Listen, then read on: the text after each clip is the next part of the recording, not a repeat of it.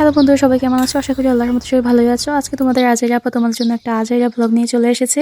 আজকে আমি মিনি কিচেনে তৈরি করব রসগোল্লা। তো রসগোল্লার জন্য প্রথমে আমি ছানা কেটে নিচ্ছি। এখানে আমি দুধ এক পাতিল জাল দিয়ে নিয়েছি। এখন এখানে দিয়ে দিলাম ভিনেগার।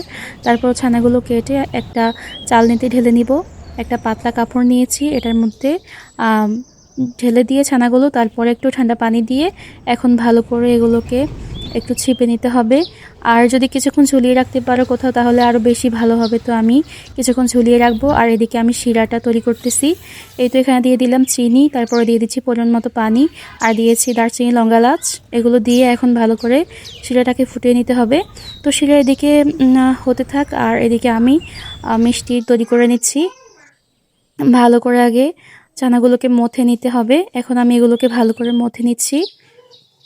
তো এদিকে আমার শিরাও হয়ে গিয়েছে। এখন আমি শিরার চুলা বন্ধ করে আমি এখন মিষ্টিগুলো লিচি কেটে তারপর একটা একটা করে ছোট ছোট শেপ দিয়ে নিচ্ছি, গোল গোল করে শেপ দিয়ে তারপরে এখন আমি মিষ্টিগুলো শিরায় দিয়ে দিব ফুটন্ত শিরার মধ্যে। এখন ওগুলোকে ভালো করে রান্না করে নিতে হবে।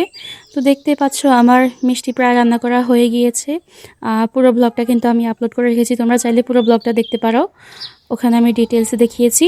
তো আজকে ভিডিও পর্যন্তই। ভিডিওটা ভালো লাগলে অবশ্যই লাইক, কমেন্ট, শেয়ার করবে। আল্লাহ হাফেজ।